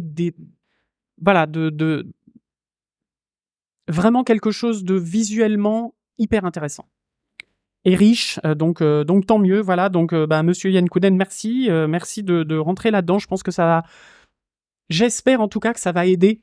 Voilà, comme tu disais, avec Perrin sur Mars Express, etc. J'espère vraiment que ça va aider cette frange du film d'animation. Il faut aller voir ces films, les gens. Si vous en voulez, il faut aller les voir vraiment. Il y a que ça qui va leur permettre de montrer qu'il y a un public pour ça, quoi. Alors bien évidemment, le film va pas sortir l'année prochaine. Oui. Mais en tout cas, suivez-le, suivez tout ça, parce qu'il y a vraiment, je pense, quelque chose de d'unique, d'évident, ouais, et pas forcément d'unique, mais en tout cas justement, j'espère que ça ne sera plus des choses où on va dire c'est une séquence événement, c'est un film événement, c'est un film unique. Non, j'espère que ça va être le début de plusieurs films pour adultes, etc. Okay. Et que ça va devenir vraiment quelque chose, une certaine norme en tout cas. Très bien. Voilà. Effectivement, j'avais encore un truc à mettre avant qu'on parle de Ruby, c'est que ça va être très rapide, pour ceux qui connaissent, qui sont un petit peu renseignés sur les vieux animateurs 2D, un peu des bas-fonds qu'on connaît pas forcément quand on va pas chercher loin. Il y a un monsieur qui s'appelle Bill Plympton, avec un Plymton, dont j'avais déjà parlé, je crois, l'année dernière, parce que j'ai l'impression d'avoir déjà évoqué ce nom-là, qui fait donc des dessins hyper psychédéliques avec des têtes, c'est souvent du crayonné, et t'as tout qui se déforme, t'as une tête qui va se rentrer à l'intérieur, et ce qui ressort de l'autre côté donne une nouvelle forme et tout machin là. Donc il est connu pour faire des trucs barrés comme ça, mais un peu drôle aussi, un peu et plutôt branché cul d'ailleurs. Et là, il a fait un long métrage qui s'appelle Duel à Monte Carlo del Norte, je crois. C'est ça, Del Norde. Del Norde. Del Norte. Le film n'était pas fini, clairement. J'ai appris ça après. C'est-à-dire que moi, pendant que je l'ai vu, j'ai fait mais qu'est-ce que je suis en train de voir? Et après, on m'a dit oui, il est passé à une autre séance. Il a expliqué qu'ils n'avaient pas eu le temps de finir le film. Je fais je comprends mieux. Parce qu'en fait, en gros, il y a des milliers de styles différents qui se mélangent. Des fois, t'as les persos qui sont animés avec encore le décor derrière. Ils ont même pas essayé d'incruster les trucs. C'est juste on a redessiné des persos par-dessus les décors.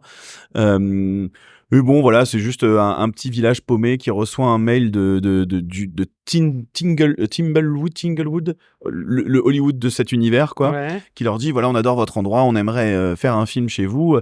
Le maire de la ville répond direct en disant oui, bien sûr. Et là, il met tout le monde au turbin pour faire un barrage, faire une énorme station balnéaire, etc. Alors qu'ils sont en plein milieu de la pampa, il y a une vieille rivière et 2 montagnes, tu vois.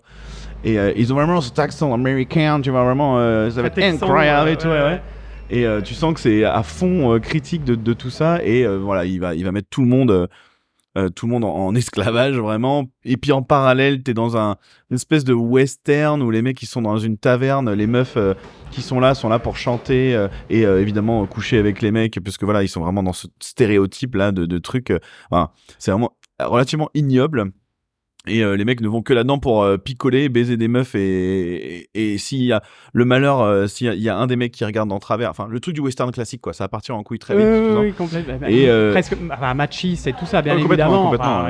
Et le shérif qui surveille, si jamais le chanteur chante trop doucement, il lui met une balle dans la tête. Et voilà, et c'est que des trucs comme ça part dans tous les sens. Et en plus, il parle d'un monstre, un insecte des enfers. Alors, dans une séquence que j'ai quand même trouvé très drôle, que je t'avais raconté, il y a un pan de haut vers le bas, comme ça, où tu descends dans les enfers petit à petit. Ouais. Et le premier dessin que tu vois, c'est Hitler.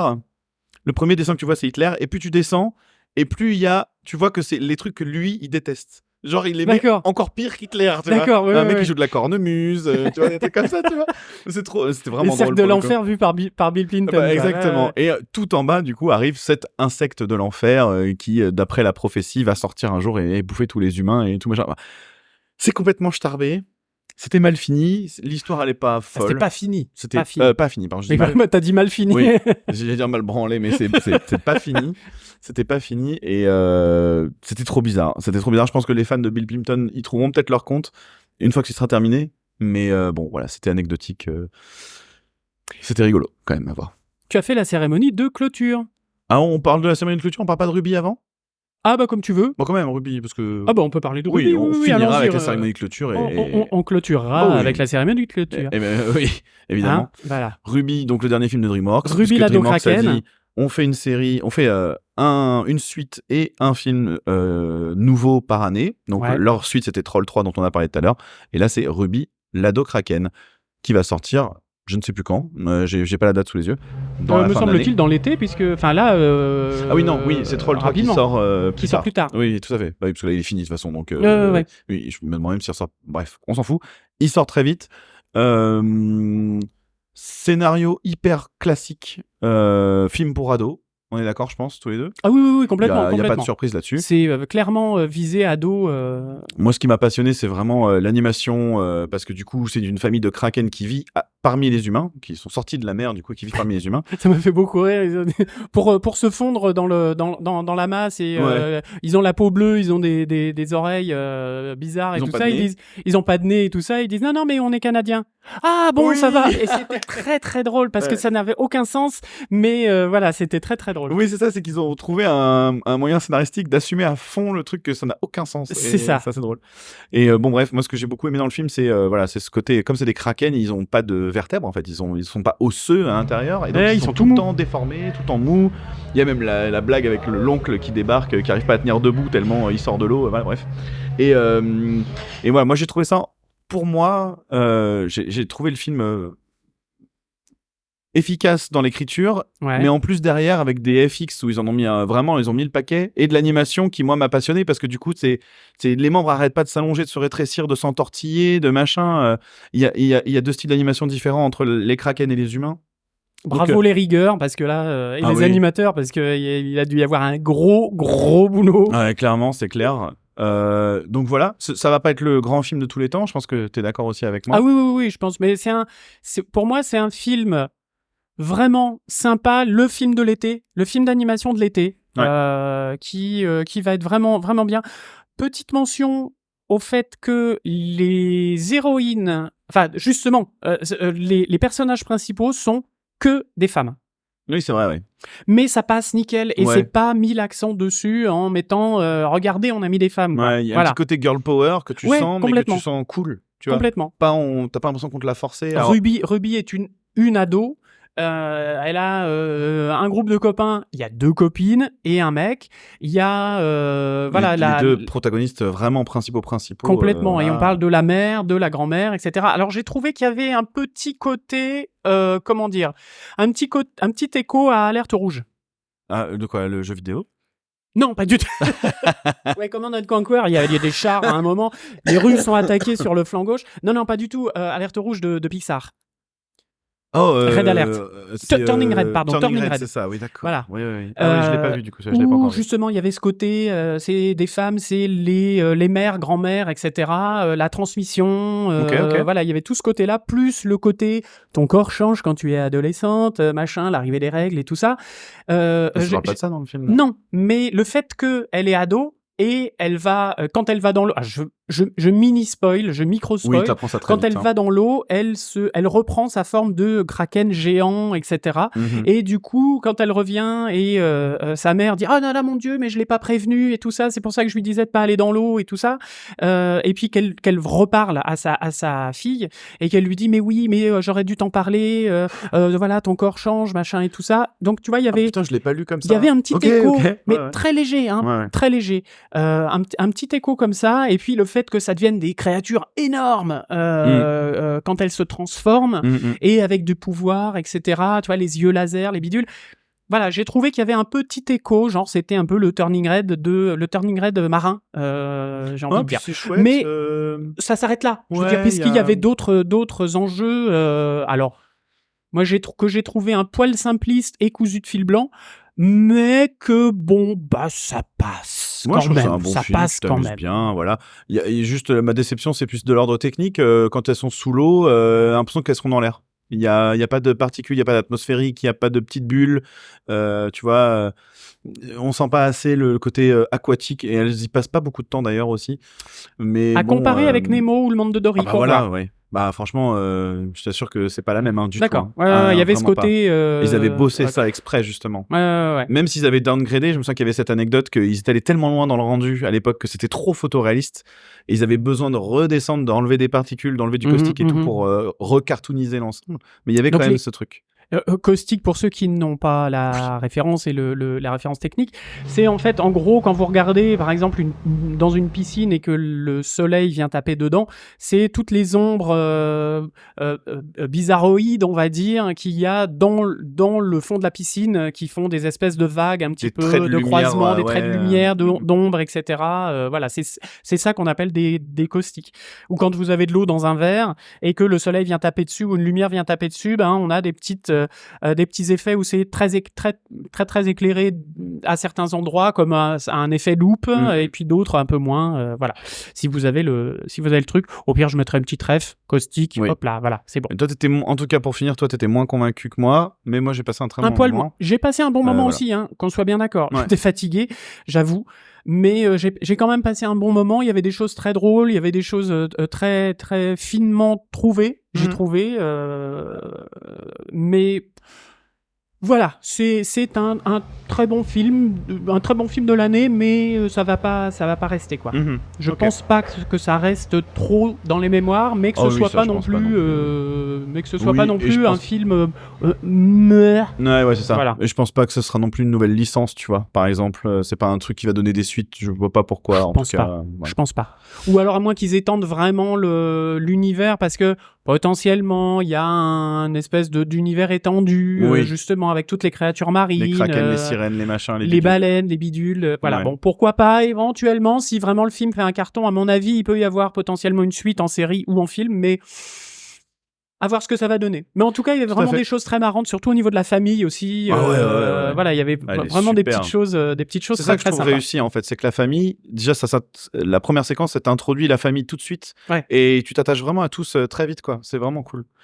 Voilà. Je te propose de commencer à clôturer avec la va cérémonie de clôture. Eh ben, fermons tout ça. On dirait qu'on est au festival de la Jambon. barrière, mais pas du tout. Non, on va clore cette émission. Bah donc ouais, invité à la cérémonie de clôture, évidemment, on a fait la cérémonie d'ouverture. Il fallait qu'on aille un tout petit peu à la cérémonie de clôture, alors je l'ai pas faite en entière.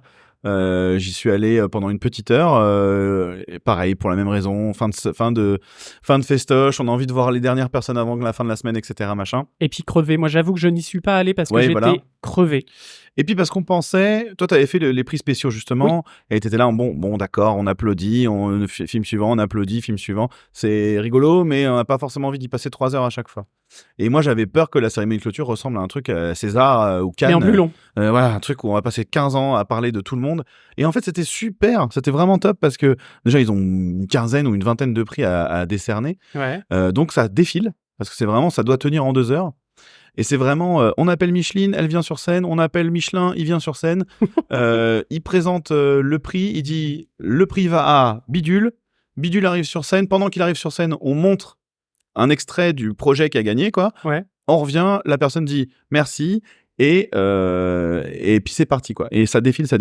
Et ce que j'ai trouvé vachement cool, c'est que du coup, il y a un petit côté un petit peu, oh, c'est quand même la cérémonie de clôture, c'est classe, il y a des étoiles, Marcel Jean en costard avec un petit nœud pape et tout. Il y a un certain prestige quand même, faut pas Sûr. déconner. Ouais, Puis ouais. tu sens que dans l'audience, là, pour le coup, il y a vraiment plus que les professionnels qui prenaient tout le milieu de banlieue. D'ailleurs, il y avait plus que les rangées des côtés dispo pour la peuplade. La peuplade. Je rigole. Et en fait, ce qui est cool pour nous, en fait, c'est que ça permet de voir tout ce qu'on n'a pas vu. Parce que comme tu vois un extrait de tout ça, en fait, tu découvres. Moi, j'ai déjà noté 3-4 trucs que j'ai envie de regarder. Dont le cristal. Le cristal, Linda veut du poulet. Voilà. Évidemment, on avait entendu toute la semaine que ce film a été un chef-d'œuvre, standing ovation, blablabla. Ils ont eu encore une plus grosse standing ovation apparemment cette année. Enfin, au moment où ils ont reçu le cristal. Donc déjà moi quand je suis parti, ils avaient déjà eu un premier prix, je sais plus lequel, hein, un prix spécifique. Oui. Et donc ils ont raflé plusieurs récompenses. Voilà, c'était un super moment. Pareil comme toi, entrecoupé de petits courts-métrages, dont un que je vais raconter très rapidement, parce qu'il était vraiment super drôle. C'est un mec qui a reçu un prix en 2020. Du coup, Covid arrive, il reçoit pas le colis, il peut pas aller chercher le prix, donc il lui envoie. Le problème, c'est que le temps que la pandémie se termine, lui, il va à son bureau de poste pour le récupérer. La poste lui dit, bah désolé, c'est reparti. On l'a renvoyé. Et le mec, du coup, il a fait un court-métrage qu'il a envoyé en festoche pour dire, écoutez, si jamais vous voyez ce court-métrage, bah, peut-être que si jamais vous savez où il est, voilà mon adresse mail, etc. Oh, mais c'est hilarant. Et le mec a fait que des vannes là-dessus. Et il dit, putain, mais si je fais ce court-métrage et que je gagne un prix avec ce court-métrage, mais que je le reçois pas, ça veut dire qu'il va falloir que je fasse un autre court-métrage qui se rappellerait Nananana numéro 2, tu vois, qui est le titre du court-métrage qu'on est en train de regarder. Enfin, c'était que des conneries comme ça. Et c'était vraiment très, très, très drôle. Donc voilà, du coup, le truc est bien rythmé. D'accord. Ça a l'air de bien défiler. J'avais une pote qui m'a dit, ça a même fini avant 22h, avant les 2 heures complètes. Ouais. Donc je pense que l'année prochaine, on le fera en entier, ça vaut vraiment la peine. Avec plaisir. Moi, j'avoue que j'avais un peu peur aussi. Alors, j'étais très fatigué et j'avais un peu peur que ce soit un petit peu mou du genou. Et trop long, exactement comme tu as dit. Donc, mais ça me donne envie de voir ce côté dynamique de la cérémonie et je... Puis c'est une belle conclusion aussi. Ouais. Ça sonne vraiment comme une belle conclusion à la semaine. Ok, et au festival cool. Et tout ça. Ouais. Qui a duré un jour de plus. Et d'ailleurs, le festival, on les remercie, toute l'équipe du festival, tous les bénévoles, parce qu'il y en a quand même des palettes entières. 430 et quelques, ils disaient que c'était un record cette année. C'était incroyable et tous gentils, le sourire agréable. Dès qu'on demande un truc, ils sont là, vraiment, c'est vrai. Vraiment cool. On a pu rencontrer Laurence Citier aussi, qui est la responsable du service presse et qu'on remercie encore une fois de nous avoir donné ces accrètes de presse. Et voilà, de dire nous donner d'autre? accès à beaucoup de choses. Donc c'est vraiment top. Merci beaucoup à toute l'équipe du festival et l'énergie de Marcel Jean à chaque fois dans les présentations de films. C'est vrai qu'il est toujours agréable. À chaque fois D'interviews, qu'il arrive, t'es content. Des Tout le monde est petites content. d'ailleurs. vannes, des trucs. Enfin voilà, c'était Même vraiment à très très cool. à la cérémonie de clôture, il est arrivé et un mec qui disait « Je t'aime Marcel !» C'était n'importe quoi, c'était vraiment très drôle. Non, puis j'ai eu l'occasion en plus de le rencontrer, moi, justement au barbecue Disney, et il a été vraiment gentil. Je le voyais qu'il était fatigué, qu'il avait qu'une envie, c'était d'aller se coucher. Tu m'étonnes. Mais on a échangé quelques mots et il est adorable.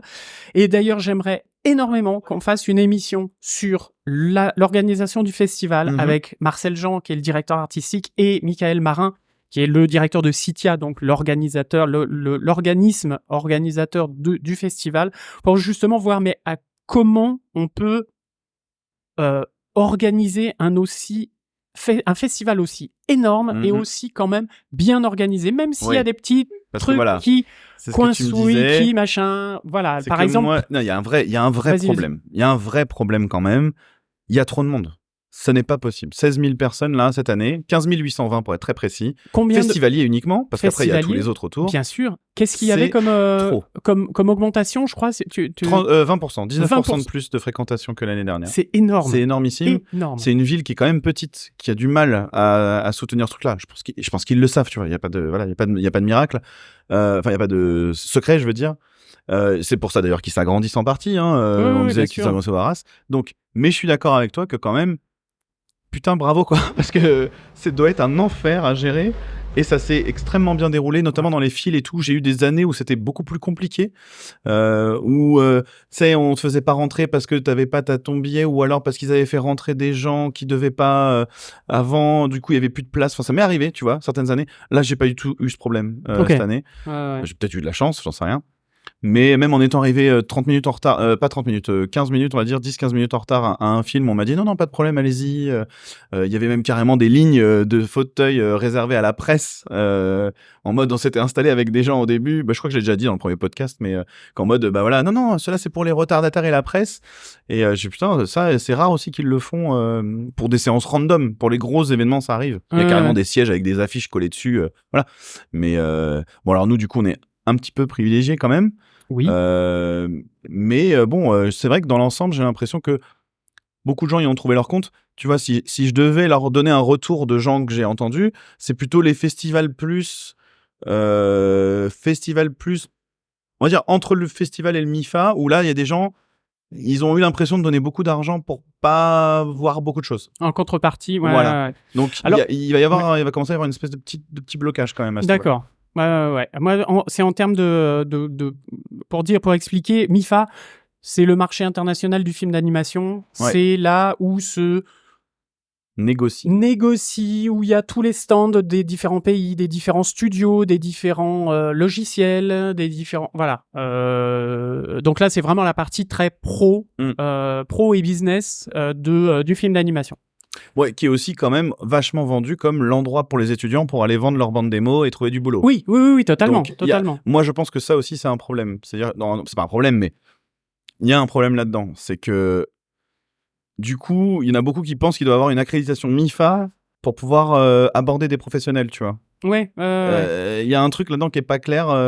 Et cette année, et au en prix plus, de la crête, parce que la crête MIFA, elle est quand même à 600 et quelques euros. Oui, 690, je crois. Enfin, dernier prix, pas même, en early bird. Même si c'est pour trouver du travail, tu l'aimais pas. Enfin, non, faut pas non, faire non, ça. Tu peux pas. Ne clairement pas ça. Et il y avait aussi cette année, je crois que c'était la première année qu'il le faisait, c'était le campus. Ouais, qui est déjà une première extension, effectivement. Voilà, qui est une première extension pour justement une espèce de troisième pôle où c'était vraiment à destination des étudiants qui venaient pour avoir des conseils, comment rencontrer les recruteurs de telle ou telle boîte, qu'est-ce qu'on a besoin, etc. Donc c'était vraiment de ce point de vue-là, et ils étaient vraiment à part. À part. Disons qu'ils avaient vraiment leur espace et c'était pas un stand, c'était vraiment un gros truc. Donc tant mieux, c'est cool. Parce que c'est ça qui grossit, la fréquentation. C'est le nombre d'étudiants qui est exponentiel en fait. Les écoles maintenant, elles ont parfois 4-5 années qui se sont multipliés, qui reviennent du coup tous les ans. Il y a de plus en plus d'écoles aussi. Il y a plus d'écoles et tout, donc forcément, il y a un moment donné, ça va coincer, c'est sûr. Ouais. Et on sent que ça commence déjà à coincer. Et j'ai envie de dire, le dernier petit truc qui, nous en tout cas, nous a gênés, c'est par rapport aux réservations des séances. Où Oui. là, en 20 secondes, même pas, il y avait des séances qui étaient déjà complètes. Et j'avoue que ça foutait un petit peu les boules quand même à certains trucs parce que non. Et la procédure est pas claire. Et la procédure est pas claire. Il faut Non, cliquer pour sur dire- le programme, puis recliquer sur le programme pour savoir. Enfin, Complètement. Et c'est pas pour dire on veut être privilégié, bah on a la presse, machin et tout, mais c'est vrai que bah du coup c'était dommage pour certains événements Mais de tout le pas monde a le problème. pouvoir les couvrir. En fait, et c'est en même pas la discutant presse. avec les gens par exemple de chez 3DVF, ils ont eu aussi le même problème. mais même tout le monde, même les étudiants, enfin, Ouais, c'est ouais. tout le monde qui a ce problème-là. C'est Ouais, pas ouais. que pour nous, tu vois, loin de Non, là. non, mais bien Donc, sûr, bien sûr. donc, Voilà, enfin en tout cas ce festival encore était, moi je l'ai trouvé presque meilleur que l'année dernière, Ah oui, oui. clairement. Et il le disait, que c'était une meilleure sélection et tout. Nous, on l'a ressenti. Ouais. En plus, on a eu un super temps, donc c'était vraiment top. Il y avait une ambiance incroyable, malgré les malheureux Les événements qui s'est passé Événements, quelques jours merci, avant. voilà. Ouais. Ce qui s'est passé juste avant, justement, ils voulaient mettre un point d'orgue là-dessus et je trouve que tout le monde était vraiment très très heureux. Enfin, moi, j'ai trouvé qu'il y a une ambiance vraiment exceptionnelle, malgré justement le monde qu'il y a et tout. Très peu de gens sont vénères. Tu sais, il n'y a pas de gens qui se poussent dans la file et tout, machin. Non, il y a vraiment, c'est vraiment cool, vraiment très Donc, cool, un magnifique festival. Ouais. Et on a pu rencontrer des bipèdes. Ah oui, des En bipèdes, plus, effectivement, voilà, donc on les embrasse, un petit clin d'œil spécial à Audrey qui est venue spécialement grâce à nous, voilà, big up, Patréo effectivement. bipède, c'était adorable et on a vu voilà, plein de gens et c'est formidable. Voilà, donc on a passé une semaine crevante, on vous Comme le cache pas, mais vraiment enrichissante et ça fait du bruit derrière. Ce ne sont pas des applaudissements, mais on va se dire que si. On va se dire que si. Donc, bah écoutez, merci à vous. Merci à tous ceux qui nous ont suivis, tous ceux qui ont répondu à des stories, tous ceux qui ont Au nouveau bipède. Comment Au nouveau bipède qui nous écoute maintenant. Au nouveau et, bipède, on a auquel appris que des distribué flyers. réalisateurs, on a appris que des réalisateurs de films du festoche Oui. écoutaient le podcast. C'est même pas que le réal, d'ailleurs, c'était toute l'équipe apparemment. Oui, toute l'équipe. Jérémy de Gruson de Sirocco. de Inséparable. Les Inséparables, pardon, de chez les Inséparables. N-Wave. On l'embrasse d'ailleurs. Excuse-moi. Voilà. Et ça, clin c'est d'œil. incroyable de se dire que, en fait, il y a quand même quelques gens qui nous écoutent même en live, quoi, pendant le festival. Ça, c'est vraiment super cool. On espère, voilà, évidemment revenir l'année prochaine, je pense. Oui, Ouais. on a des projets encore pour l'année prochaine. C'est éreintant, mais c'est un vrai kiff à chaque fois, c'est clair. Je pense que moi, j'irai un petit peu plus doucement, un tout petit peu plus doucement. J'ai vraiment besoin d'une journée où je profite d'Annecy. Mais autrement, et je pense que aussi ce que je te disais, c'est que, donc, on l'a pas dit, cette année c'était le Mexique, l'année prochaine ce sera le Portugal, Le bien Portugal sûr, qui sera à l'honneur. dont Exactement. j'ai les origines, donc forcément ça va me toucher un petit peu plus. Et Il va faire des interviews en portugais. en portugais. Et cette ça va être année, chouette. je disais que justement on n'avait pas vu grand chose de mexicain finalement dans les courts-métrages Nous. et longs-métrages, etc. Nous. En tant que nous, oui, alors qu'il y en avait. Il y en avait. Donc Ouais, ça c'est vrai aussi, qu'on je s'est pense un peu- que j'essaierai l'année prochaine de mettre un petit point là-dessus, Complètement. de me forcer à aller voir 2-3 trucs de ce genre-là. Voilà. Eh ben parfait. Et puis voilà. Donc on vous remercie. Si vous aimez cette émission, bien évidemment, n'hésitez pas à la relayer autour de vous. Vous êtes nos meilleurs ambassadeurs. Et si vous nous aimez encore plus, vous pouvez faire un petit coup de Patreon. Ça nous fait toujours plaisir. Ça nous aide aussi pour Surtout. changer le matos, etc. Ça nous aide surtout, Ça ne ouais. nous paye pas, bien évidemment.